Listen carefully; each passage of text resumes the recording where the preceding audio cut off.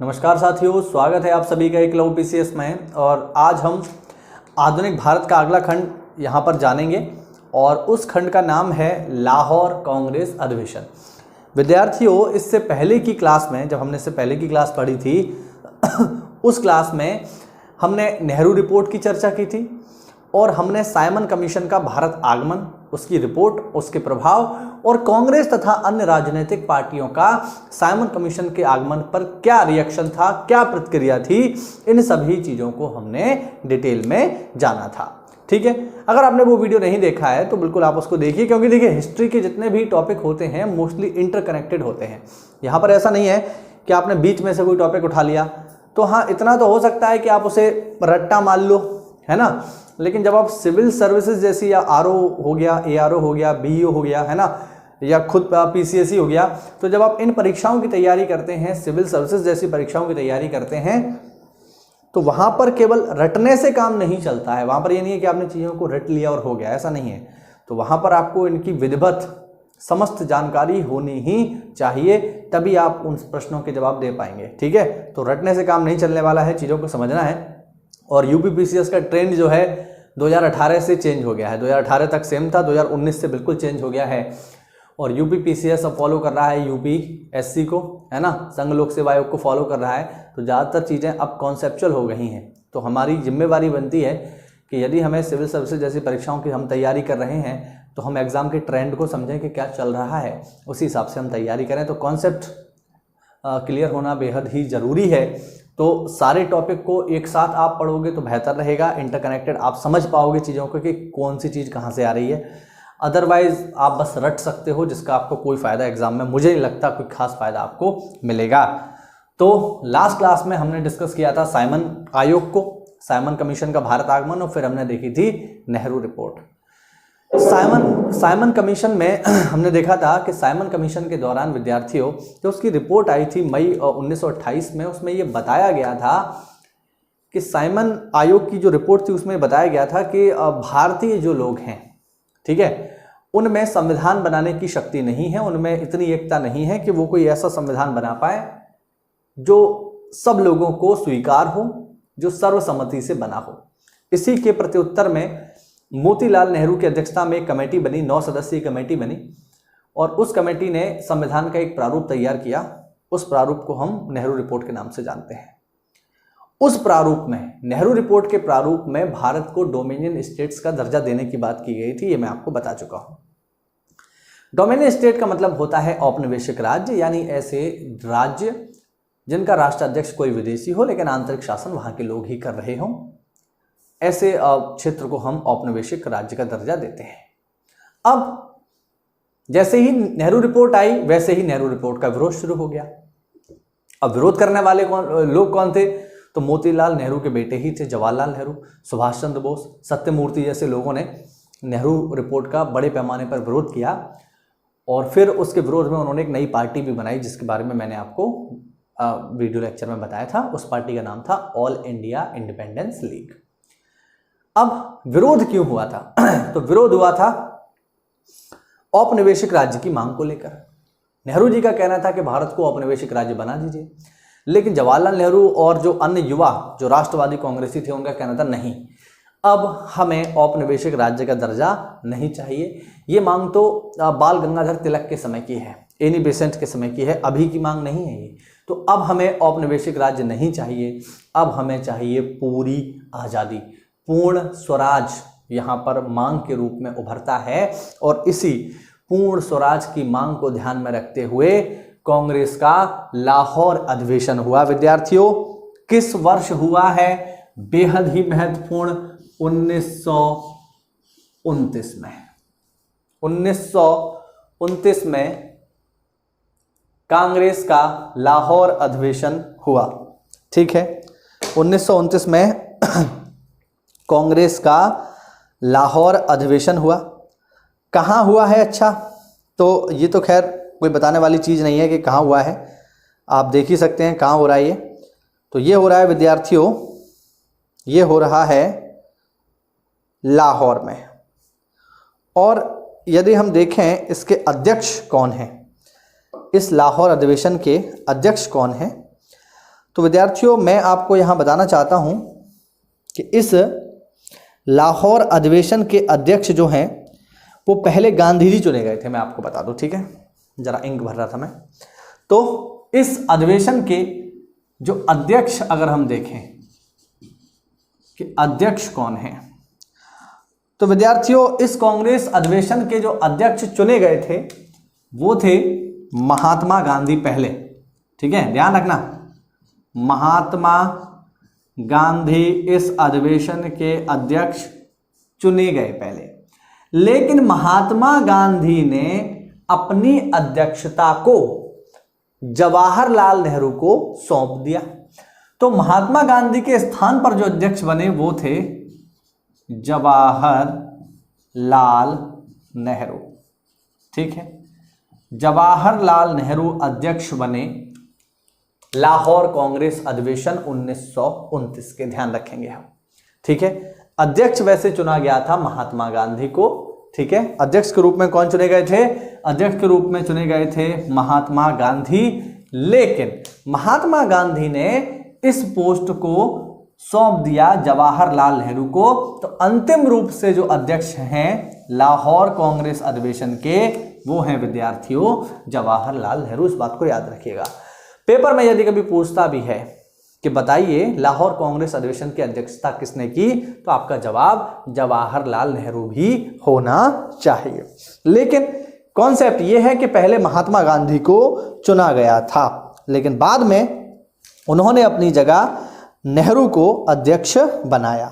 अब इस अधिवेशन में जो सबसे महत्वपूर्ण बात जो हुई है, ठीक है, इस अधिवेशन की जो सबसे महत्वपूर्ण बात है विद्यार्थियों, या इस अधिवेशन का हम अगर उद्देश्य देखें कि आखिरकार इस अधिवेशन का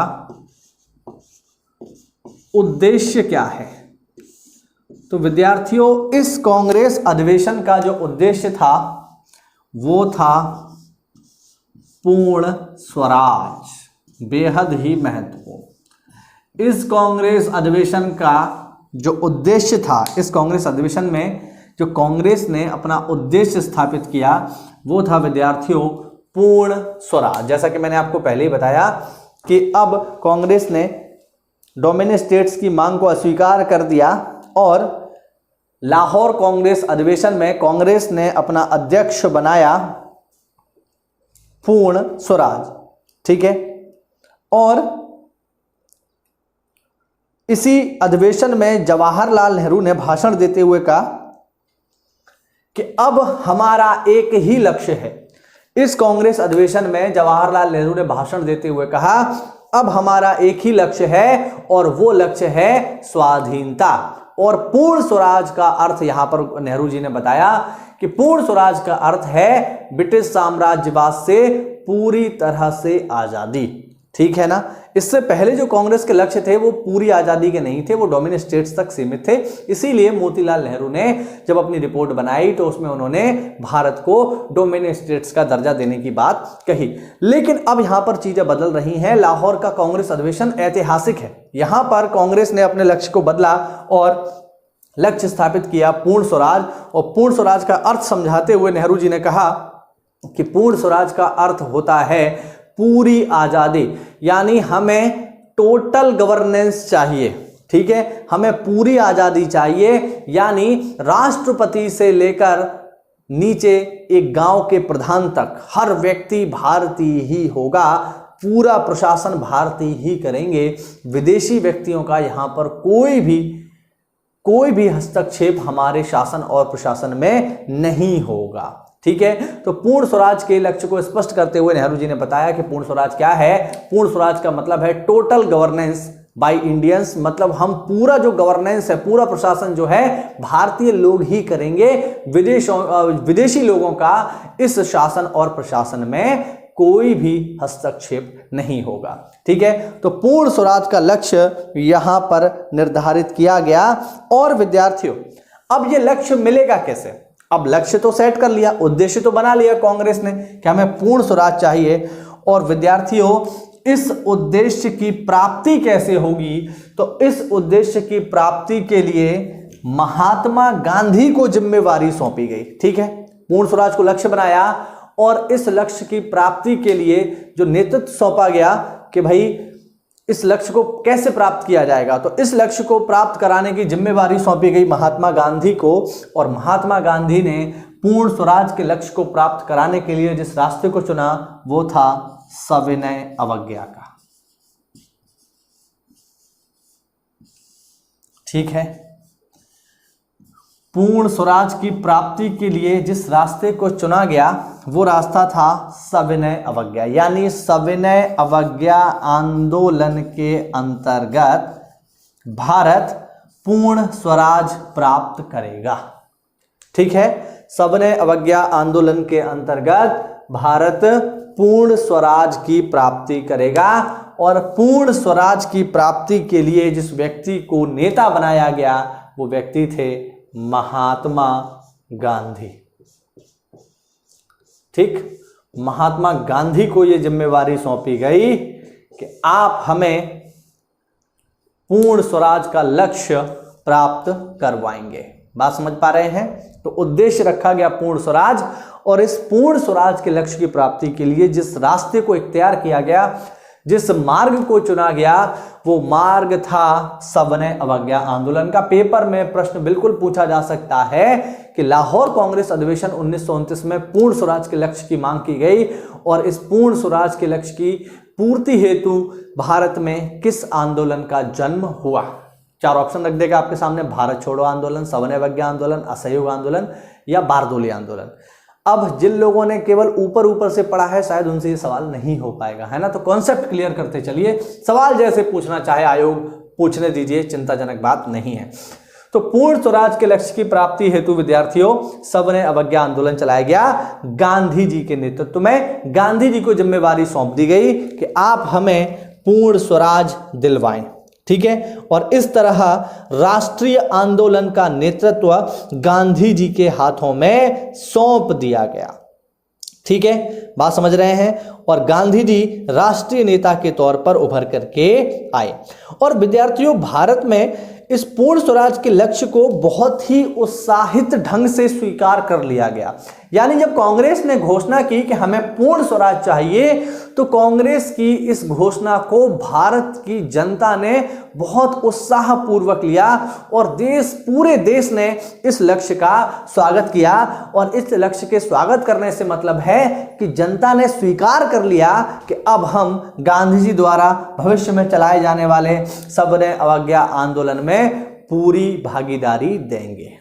ठीक है, ये छिपे हुए इंडिकेशंस थे जो जनता ने इस प्रस्ताव को स्वीकार करते ही दे दिए। अब यहां पर हुआ क्या, तो विद्यार्थियों इसी अधिवेशन में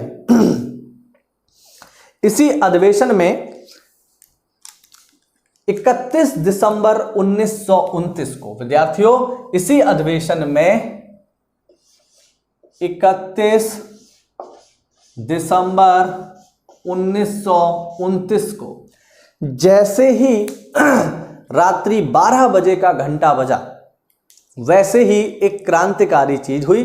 31 दिसंबर 1929 को जैसे ही रात्रि में 12 बजे का घंटा बजा, नेहरू ने कहा कि अब हम एक नए युग में प्रवेश कर रहे हैं और अब हमारा लक्ष्य पूर्ण स्वराज है, अब हमारा लक्ष्य भारत की पूरी आजादी है। और विद्यार्थियों 31 दिसंबर 1929 को ही रात्रि में 12 बजे, ठीक है, इसी 31 दिसंबर 1929 को ही रात्रि में कांग्रेस के अध्यक्ष जवाहरलाल नेहरू ने, इसी तारीख को 31 दिसंबर 1929 को ही कांग्रेस के अध्यक्ष जवाहरलाल नेहरू ने रावी नदी के किनारे, ध्यान रखना, रावी के किनारे तिरंगा फहराया। बेहद ही महत्वपूर्ण बात, तिरंगा फहराया। ठीक है, बेहद ही महत्वपूर्ण बात है विद्यार्थियों। कांग्रेस के कुछ अधिवेशन ऐसे हैं जिनमें काफी महत्वपूर्ण बात हुई है। जैसे आपसे पूछ लेगा कि बताइए राष्ट्रीय गीत किस अधिवेशन में गाया गया, कलकत्ता अधिवेशन 1896। राष्ट्रीय गान किस अधिवेशन में गाया गया, कलकत्ता अधिवेशन 1911। और किस अधिवेशन में पहली बार तिरंगा फहराया गया, तो लाहौर अधिवेशन 1929। ये कुछ महत्वपूर्ण ऐतिहासिक घटनाएं हैं जो आपको बिल्कुल जबान पे होनी चाहिए आपकी। कोई भी कहीं से भी ये सवाल ऐसे होते हैं जो डायरेक्टली आपको पेपर में वनडे एग्जाम में भी ये कई बार पूछे जाते हैं। तो 31 दिसंबर 1929 को ही जवाहरलाल नेहरू ने, क्योंकि वो कांग्रेस के अध्यक्ष थे, उन्होंने रावी नदी के किनारे तिरंगे को फहराया। हालांकि मैं स्पष्ट कर दूं, ये तिरंगा वैसा तिरंगा नहीं था जैसा कि आज है, और इस तिरंगे के बीच में चक्र ना होकर के चरखा था। यहां पर ध्यान रखेंगे, यहां पर क्या था? चरखा था। सही है। तो इसी दिन जो है विद्यार्थियों तिरंगा झंडा फहराया गया। ठीक है, इसी दिन जो है कलकत्ता अधिवेशन में 31 दिसंबर 1929 को ही विद्यार्थियों भारत में पहली बार तिरंगा फहराया। अच्छा, किसने फहराया? तो ये भी हम ध्यान रखेंगे, ये फहराया था नेहरू ने। नेहरू से मतलब जवाहरलाल नेहरू ने, क्योंकि वो इसके अध्यक्ष थे, इसलिए उन्होंने ही इस तिरंगे को फहराया था। बच्चों, एक बार मैं एक इंटरव्यू दे रहा था, गवर्नमेंट इंटरव्यू दे रहा था, तो वहां पर इंटरव्यू में मुझसे ये सवाल पूछा गया कि बताइए तिरंगे का डिजाइन किसने तैयार किया। ठीक है, तो वहां इंटरव्यू में मुझसे सवाल पूछा गया। अब ये जो तिरंगा है, ये आज वाले तिरंगे की हम बात कर रहे हैं। ठीक है, जो आज वाला ट्राई कलर है उसकी हम बात कर रहे हैं। तो वहां इंटरव्यू में मुझसे ये प्रश्न पूछा गया कि बताइए तिरंगे का डिजाइन किसने तैयार किया। तो मैंने इसका सही जवाब दिया, है ना। और हालांकि मैं इसका जवाब आपको बता देता हूं, लेकिन जिन लोगों को नहीं पता है वो ध्यान से सुन लें। विद्यार्थियों, जो तिरंगा जो हम आज देख रहे हैं, इसका डिजाइन तैयार किया है पिंगाले वेंकैया ने। ठीक है, दक्षिण भारत के एक बहुत ही प्रसिद्ध व्यक्ति थे जिनका नाम था पिंगाले वेंकैया, और उन्हें हम डायमंड मर्चेंट के नाम से भी जानते हैं। ठीक है, जब मैंने इस सवाल का जवाब दिया, मुझसे जो बोर्ड था उसमें 5 लोग शामिल थे, उन्होंने मुझसे पूछा कि बताइए तिरंगे का डिज़ाइन किसने तैयार किया, तो मैंने बता दिया पिंगाली वेंकैया। फिर उन्होंने मुझसे सवाल किया कि बताइए ये महिला थे या पुरुष। तो अभी अचानक से क्वेश्चन आया था तो मैं थोड़ा सा घबरा गया, क्योंकि अब इतना तो हम सभी लोग पढ़ लेते हैं, नाम पढ़ लिया, अब इतना ध्यान नहीं देते पुरुष है या महिला है। हालांकि नाम से स्पष्ट हो जाता है, लेकिन बहुत बार ऐसा होता है कि नहीं हो पाता। इंटरव्यू में विशेषकर जब आप बोर्ड के सामने बैठे हैं, अब 5 लोग बैठे हुए हैं आपका इंटरव्यू लेने के लिए, और आप जो है नौकरी देने जा रहे हैं, B ग्रेड की आपको नौकरी मिलने जा रही है और इंटरव्यू चल रहा है अधिकारियों के बीच, तो ऐसे में थोड़ी बहुत घबराहट होना स्वाभाविक है। तो वहाँ तुरंत मुझसे क्रॉस क्वेश्चन पूछा गया कि बताइए ये पुरुष थे या महिला। तो एक अचानक से पूछा गया, तो मैंने 1-2 सेकंड इसका विचार किया और फिर मैंने अपने दिल को मजबूत करते हुए आंसर दिया कि ये पुरुष थे, और ये पुरुष ही थे। ठीक है, तो ध्यान रखना, ये मेरे जीवन से जुड़ी हुई एक घटना थी, क्योंकि जब तिरंगे की बात आई तो मुझे याद आ गई, मुझे लगा मुझे आपसे शेयर करनी चाहिए। ठीक है, तो फिलहाल टॉपिक में वापस लौटते हैं कि जो तिरंगा है ये इसी अधिवेशन में लहराया गया था। किस अधिवेशन में लहराया गया था? तो वो अधिवेशन है आपका लाहौर कांग्रेस अधिवेशन। इसी अधिवेशन में रावी नदी के किनारे जवाहरलाल नेहरू ने तिरंगा झंडा लहराया था। ठीक है, तो ये है विद्यार्थियों हमारा लाहौर कांग्रेस अधिवेशन। ठीक, अब यहां पर जो है एक अन्य और महत्वपूर्ण घटना होती है। जैसे तिरंगा झंडा लहरा ही दिया, इसी के बाद, ठीक है, इसी के बाद कांग्रेस कार्य समिति ने एक अन्य महत्वपूर्ण फैसला लिया जो बेहद ही इंपॉर्टेंट है। जैसे क्या फैसला था? कांग्रेस कार्य समिति की 2 जनवरी 1930 को बैठक हुई, और उस 2 जनवरी 1930 की जो बैठक हुई थी विद्यार्थियों, इसे मैं साफ कर देता हूं। 2 जनवरी 1930 को कांग्रेस कार्य समिति की एक बैठक हुई, और उस कार्य समिति की बैठक में एक फैसला और लिया गया कांग्रेस कार्य समिति के द्वारा। और वो फैसला क्या था? वो फैसला ये था कि अब हम, चूंकि पूर्ण स्वराज की मांग हो रही है, पूर्ण स्वाधीनता की मांग हो रही है, इसलिए कांग्रेस कार्य समिति ने फैसला लिया कि अब हम 26 जनवरी 1930 को पहला स्वाधीनता दिवस मनाएंगे। ध्यान रखेंगे, ठीक है। 26 जनवरी 1930 को हम प्रथम स्वाधीनता दिवस मनाएंगे। ठीक है, ध्यान रखिएगा, पेपर में बेहद ही इंपॉर्टेंट प्रश्न ये पूछा जाता है कि बताइए भारत में पहला स्वाधीनता दिवस कब मनाया गया। देखिए, वैसे तो सबको पता है हम 15 अगस्त 1947 को आजाद हुए हैं, सब जानते हैं ये, लेकिन प्रश्न पूछता है कि आजादी से पहले हमने स्वतंत्रता दिवस कब मनाया था, तो आजादी से पहले हमने स्वतंत्रता दिवस मनाया था 26 जनवरी 1930 को। ठीक है, कांग्रेस कार्य समिति ने घोषणा की कि अब हम प्रतिवर्ष 26 जनवरी को स्वाधीनता दिवस मनाया करेंगे। क्यों मनाया करेंगे? क्योंकि लाहौर कांग्रेस अधिवेशन 1929 में घोषणा कर दी गई कि अब भारत का लक्ष्य है पूर्ण स्वराज। इसलिए यह फैसला हुआ कि अब हम जो है स्वाधीनता दिवस मनाया करेंगे। और पहला स्वाधीनता दिवस मनाया गया था विद्यार्थियों 26 जनवरी 1930 को। 26 जनवरी 1930 को पहला स्वाधीनता दिवस मनाया गया था। तो ये डेट बहुत इंपॉर्टेंट है। अब इस डेट का महत्व तो हमें आजाद भारत में भी दिखाई देता है ना। इंपॉर्टेंट इसलिए तो है ही क्योंकि पहला स्वाधीनता दिवस है, लेकिन इसका हमें महत्व आजाद भारत में भी दिखाई देता है। कब दिखाई देता है विद्यार्थियों? भारत को आजादी जो मिली उसकी डेट जो है कोई फिक्स नहीं थी, है ना। इतना अल्टीमेटम दिया गया था कि जून 1948 तक। क्लीमेंट एटली जब प्रधानमंत्री बनेंगे, आगे हम देखेंगे, तो क्लीमेंट एटली जब इंग्लैंड के प्रधानमंत्री बनेंगे लेबर पार्टी से, तो वो ये घोषणा करेंगे कि हम जून 1948 तक भारत को आजाद कर देंगे। जून 1948। और इस काम को करने के लिए लॉर्ड माउंटबेटन को भारत भेजा गया। उसको हम देखेंगे, सारी डिटेल में आपको बताऊंगा लॉर्ड माउंटबेटन कौन थे, किस पद पर थे। और लॉर्ड माउंटबेटन भारत में आए और उन्होंने भारत की आज़ादी का काम शुरू किया। पाकिस्तान का विभाजन हुआ, बहुत सारी चीज़ें हैं। और फाइनली जो है जो दिन चुना गया भारत की स्वतंत्रता के लिए, वो चुना गया 15 अगस्त 1947। 15 अगस्त का दिन भी इसीलिए चुना गया था क्योंकि 15 अगस्त 1945 को ही फाइनली जो है जो ब्रिटेन की सेना थी वो युद्ध से ऑफिशियली बाहर आ गई थी, है ना। क्योंकि 6 अगस्त और 9 अगस्त 1945 को जापान पर अमेरिका ने हमला किया परमाणु बम से और जापान ने हथियार डाले, तो फाइनली युद्ध का अंत हो गया। तो 15 अगस्त 1945 को ही एक प्रकार से युद्ध की समाप्ति हो गई थी। तो इसी डेट को ध्यान में रखा था लॉर्ड माउंटबेटन ने, इसीलिए उन्होंने भारत की आज़ादी का जो दिन था वो 15 अगस्त चुना। चलिए, वो तो उनके हिस्से की बात थी, उन्होंने चुन लिया और भारत 15 अगस्त को आज़ाद हो गया। ये हमारे हाथ में नहीं था कि हम किस दिन को आज़ादी चाहते हैं, वो तो हमें दे दी गई। चलिए, खंडित आज़ादी हमें मिल भी गई क्योंकि पाकिस्तान हमसे अलग हो गया। अब 15 अगस्त को हम आज़ाद हो गए। अब यहाँ पर हमें इस दिवस को तो ध्यान रखना ही था क्योंकि ये हमारा पहला स्वाधीनता दिवस था। तो जब संविधान बनने की बारी आई तो मैं समझता हूं हर व्यक्ति ये बात जानता है कि संविधान जो है 26 नवंबर 1949 को ही बनकर तैयार हो गया। सबको पता है ये बात कि संविधान जो है 26 नवंबर 1949 को बनकर ही तैयार हो गया, आंशिक रूप से लागू भी हो गया। लेकिन हमने वेट किया, हम इस दिवस को ऐतिहासिक बनाना चाहते थे, इसीलिए भले संविधान 26 नवंबर 1949 को ही बन गया, लेकिन हमने वेट किया 26 जनवरी का। और जब 26 जनवरी 1950 आई तब हमने अपने संविधान को पूर्ण रूप से लागू किया।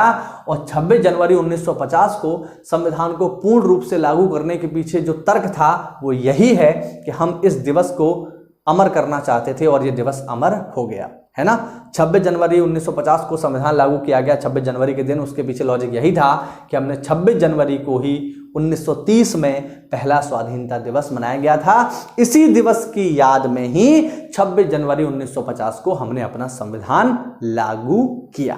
तो बेहद ही इंपॉर्टेंट चीजें हैं, बहुत ही इंटरेस्टिंग चीजें हैं हिस्ट्री में ये, जो हमें जाननी ही चाहिए। ठीक है, तो ये सारी घटनाएं होती हैं विद्यार्थियों लाहौर कांग्रेस अधिवेशन में। ठीक है, उम्मीद करता हूं ये टॉपिक आपको समझ में आया होगा। छोटा सा ही टॉपिक था, तो चलिए ये टॉपिक खत्म हुआ।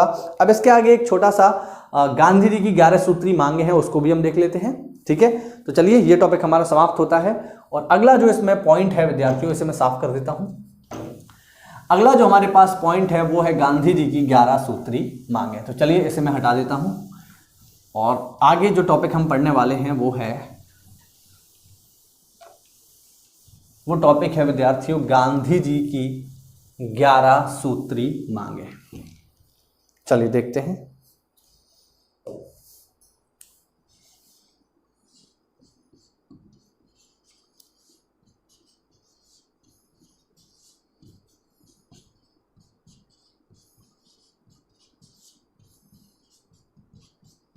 यहां तक दिखाई दे रहा होगा आप सभी लोगों को। गांधी जी की 11 सूत्री मांगे, छोटा सा टॉपिक है, इसे भी हम कवर कर लेते हैं, है ना, क्योंकि ये सविनय अवज्ञा आंदोलन में हमारे काम आने वाला है। चलिए देखते हैं गांधी जी की 11 सूत्री मांगे क्या हैं। चलिए, तो भाई अभी हमने देखा, अच्छा 11 सूत्री मांगे कब रखी गई हैं, ये भी डेट आप लोग देख लीजिए। ये रखी गई है 31 जनवरी 1930 को, ठीक है। 31 जनवरी 1930 को गांधी जी के द्वारा 11 सूत्री मांगें रखी गई, ठीक है। अब ये क्या है, तो इसको जरा हम समझ लेते हैं कि 11 सूत्री मांगें क्या है। तो विद्यार्थियों, अभी हमने थोड़ी देर पहले देखा कांग्रेस का लाहौर अधिवेशन। कांग्रेस के लाहौर अधिवेशन का उद्देश्य भी हमने देखा। उद्देश्य क्या था? उद्देश्य था पूर्ण स्वराज। पूर्ण स्वराज की प्राप्ति के लिए किस व्यक्ति को नियुक्त किया गया? महात्मा गांधी। और महात्मा गांधी इसके लिए क्या करेंगे? सविनय अवज्ञा आंदोलन चलाएंगे। तो आंदोलन चलाने के लिए कोई कारण तो हो, ठीक है। तो कारण तो है ही पूर्ण स्वराज, उसको शुरू कैसे किया जाए, बात समझ पा रहे हैं ना। यानी गांधी जी को पूर्ण स्वराज की प्राप्ति के लिए सविनय अवज्ञा आंदोलन चलाना है। उसके लिए उनके पास बढ़िया कारण है, हमें स्वराज चाहिए, हमें आज़ादी चाहिए, इसलिए हम सविनय अवज्ञा आंदोलन करेंगे। लेकिन इस आंदोलन को शुरू कैसे करें? यानी एक बड़ा सा बारूद का ढेर है, उसमें चिंगारी कैसे लगाई जाए, ठीक है। तो चिंगारी लगाई गई और गांधी जी इस मामले में बेहद ही माहिर थे। गांधी जी अंग्रेजों के सामने कुछ ऐसी मांगे रखते थे जिन्हें पूर्ण कर पाना अंग्रेजों के बस की बात ही नहीं थी। और ये मैं अपने व्यक्तिगत अनुभव से कह सकता हूं, जितना मैंने गांधी जी को पढ़ा है, कि गांधी जी आंदोलन करने का बहाना ढूंढते थे। यानी गांधी जी को बस आंदोलन करना है, भारत की कोई भी समस्या वो है उसको लेकर के वो लोगों में राष्ट्रीयता की भावना को जगाते रहना चाहते थे। यानी आंदोलन के थ्रू वो जो इंडिया के जो पीपल है, जो इंडिया की इतनी सारी आबादी है, जो गरीब जनता है, उसके साथ वह इंटरकनेक्ट करते थे आंदोलन के जरिए, है ना, जिससे लोगों में उत्साह बना रहे, है ना, ऐसा ना हो कि उत्साह कम पड़ जाए, इसीलिए वो आंदोलन करते थे। अब आंदोलन करने के लिए वो क्या करते थे? बहुत सारी चीज़ें यहाँ पर करते थे। उनमें से अगर हम देखें तो कुछ ऐसी शर्तें वो अंग्रेजों के सामने रखते थे जिनको पूरा कर पाना संभव ही नहीं है। और अगर गांधी जी आज होते 2020 में और आज भी ये मांगे वो मोदी सरकार के सामने रखते, तो मैं ये गारंटी से कह सकता हूं कि मोदी सरकार भी या कोई भी सरकार इनको स्वीकार नहीं करती। इवन अगर कांग्रेस सत्ता में होती, आप इमेजिन कीजिए राहुल गांधी जी प्रधानमंत्री हैं, इमेजिन तो खैर कर ही सकते हैं, होगा तो ऐसा कभी है नहीं।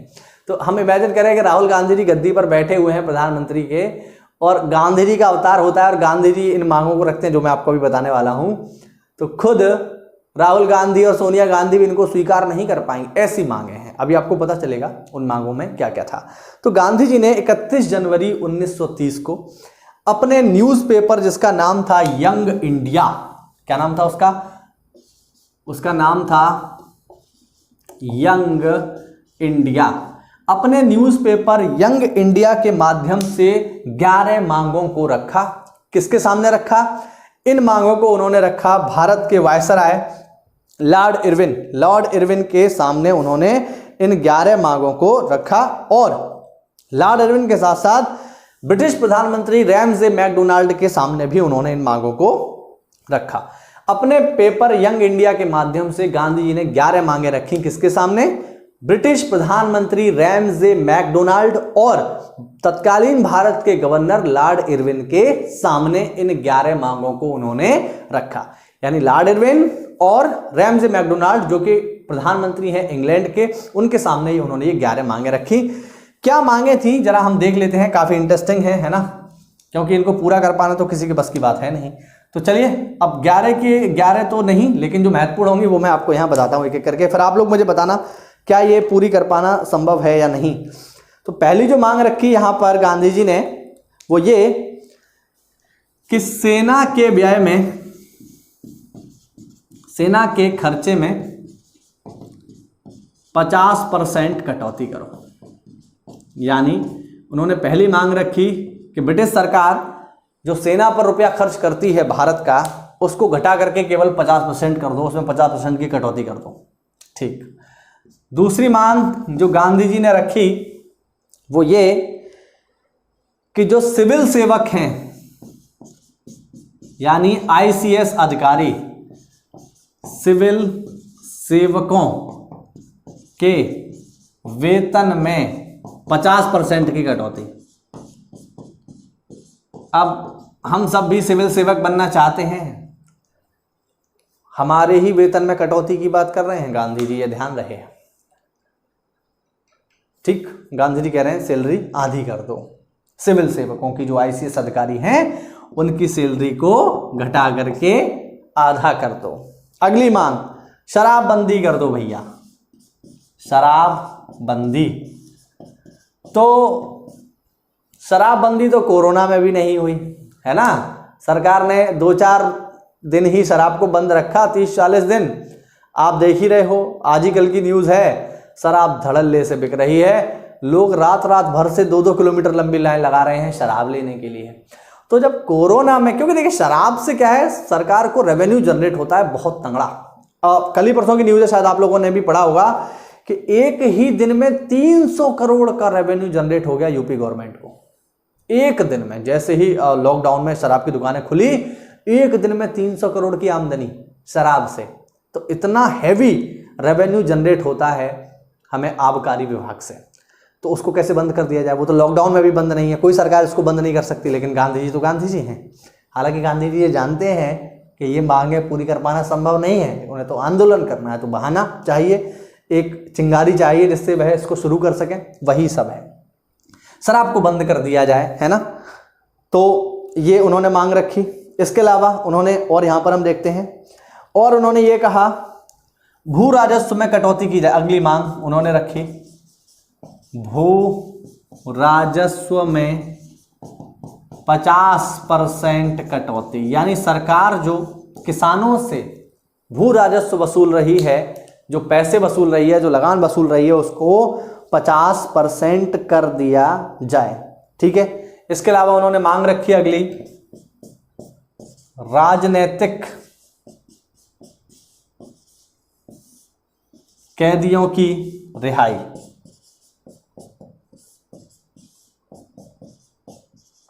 ये मांग रखी उन्होंने, अगली मांग, कि जो राजनीतिक कैदी हैं उनको छोड़ दिया जाए। इसके अलावा अगली मांग रखी उन्होंने, नमक कर को हटाया जाए। नमक कर को हटाया जाए। ठीक, अगली मांग रखी उन्होंने, नमक कर को हटाया जाए। इसके अलावा अगली उनकी मांग थी, आपराधिक गुप्तचर विभाग में सुधार किया जाए। अगली मांग, हथियार कानून में सुधार करके बंदूकों इत्यादि के लाइसेंस की स्वीकृति दी जाए। अगली मांग, कपड़ा उद्योगों को संरक्षण प्रदान किया जाए। अगली मांग, नौवहन में भारतीयों को आरक्षण दिया जाए या उनके स्थान को रिजर्व किया जाए। ठीक है ना। ये कुछ मांग उन्होंने, 11 मांगे थी जो बहुत ज़्यादा इंपॉर्टेंट है, वो मैंने आपके सामने यहाँ लिख दी है। बाकी मैंने आपको बता दिया है, आप चाहें तो वीडियो को रिवाइंड करके आप जो है देख सकते हैं वो 11 मांगे क्या हैं। ठीक है। तो ये मांग जो है गांधी जी ने रखी अंग्रेजों के सामने। ठीक है, एक एक करके मैं इनको पढ़ देता हूँ। सेना के व्यय में 50% कटौती, सिविल सेवा के वेतनों में 50% कटौती, शराबबंदी, भू राजस्व में 50% कटौती, राजनीतिक कैदियों की रिहाई करो, नमक से कर को हटाओ। ठीक है, आपराधिक गुप्तचर विभाग में सुधार करो, हथियार कानून में सुधार करके लाइसेंस की स्वीकृति को आसान बनाया जाए। ठीक है, रुपए के विनिमय दर को घटाया जाए। ठीक है, कपड़ा उद्योग को संरक्षण दिया जाए, नौवहन में भारतीयों को आरक्षण दिया जाए, तथा ये तो हो ही गया नमक कर। इस प्रकार से टोटल 11 मांगे गांधी जी ने अंग्रेजों के सामने रखी, जो आप देख सकते हो। ये हैं वो 11 मांगे जो रखी हैं गांधी जी ने अंग्रेजों के सामने। अब क्या इन सभी मांगों को स्वीकार कर पाना संभव है? क्या ये प्रैक्टिकली पॉसिबल है? तो देखा जाए तो ये प्रैक्टिकली पॉसिबल है ही नहीं। इनमें से मांगों को स्वीकार नहीं कराया जा सकता। मतलब कैसे पॉसिबल है कि सेना के व्यय को 50% कम कर दो, सिविल सेवक जो है उनकी सैलरी को कम कर दो, भू राजस्व को 50% कम कर दो। अंग्रेज कैसे कर सकते थे? उनका तो भारत में आने का उद्देश्य ही था शोषण, और आप उनके जो सोर्स ऑफ इनकम है उसको ही खत्म कर रहे हो। तो ऐसा कैसे संभव था? तो स्पष्ट सी बात है कि अंग्रेजों ने इन मांगों पर कोई ध्यान नहीं दिया। वायसराय लॉर्ड इरविन ने कोई ध्यान नहीं दिया। ब्रिटिश प्रधानमंत्री का तो फिर कहना ही क्या, वो तो ध्यान क्यों ही देंगे। तो कुल मिला के अंग्रेजों ने इस पर कोई ध्यान नहीं दिया। अंग्रेजों ने ध्यान नहीं दिया, गांधी जी को अवसर मिला। उन्होंने कहा कि अब चूंकि मेरी मांगों को स्वीकार नहीं किया गया है तो अब मैं शुरू करूंगा सविनय अवज्ञा आंदोलन। गांधी जी को बढ़िया मौका मिलता है और गांधी जी सविनय अवज्ञा आंदोलन शुरू कर देते हैं। ठीक है विद्यार्थियों। और 14 फरवरी 1930 को गांधी जी ने यह फैसला लिया कि चूंकि मेरी मांगों को स्वीकार नहीं किया जा रहा है, इसलिए अब